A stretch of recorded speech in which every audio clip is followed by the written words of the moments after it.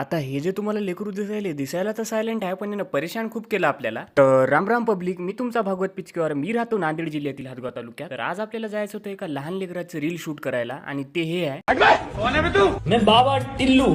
याच्या डोळ्याकडे आणि चेहऱ्याकडे जाऊ नका, दिसायला एकदम सायलेंट दिसते. तिथे गेल्यावर भाऊ काय पोज देत नव्हता, आणि शूज घालून त्याला आम्हाला पोज द्यायची होती, पण भाऊने कसं बसे एक पोज दिली उभी टाकून. नंतर काय भाऊ एका जागी शांत थांबला नाही बघा. तर याचा उद्या बर्थडे होता आणि आपल्याला याची एक प्री बर्थडे शूट करायचा होता, तर त्यासाठी आपण याला गार्डन मध्ये घेऊन आलो. पण तिथे येऊन भाऊ पोज काय देत नव्हता, पण धिंगाणा जबरदस्त करत होता बघा. तर भाई हे लेकरू काय ना, लेकरू काय व्हिडिओ करू देना गेलं, पळायला तिकडून तिकडं. आपल्याला करायचा व्हिडिओ याचा, एका जागेवर शांत थांबण्याच गेलं. याचा व्हिडिओ शूट करायचा आहे एका जागेवर, हे काय शांत थांबना गेला. आता आपल्याला याची पोज घ्यायची आहेत अलग अलग, पण हे काय एका जागी थांबनाच गेलं. तर थोडा अवघड चालला याचा व्हिडिओ करायला, पण आपण ट्राय करू. आखरीला खूप वेळानंतर भाऊचा मूड बसला, आणि भाऊ थोड्या वेळानंतर खाली बसला आणि पोज देत होता. मग कसं तसं करून याची रील 4-5 क्लिपा शूट करून घेतल्या आपण. फायनली कसा तरी यानं मला व्हिडिओ शूट करू दिला. आता कशा तरी याच्या 5-6 क्लिपा घेतल्या आपण. हे काय व्हिडिओ करू देण्या गेला. आता संध्याकाळ पण व्हायली, तेवढा चांगला व्ह्यू येण्या गेला.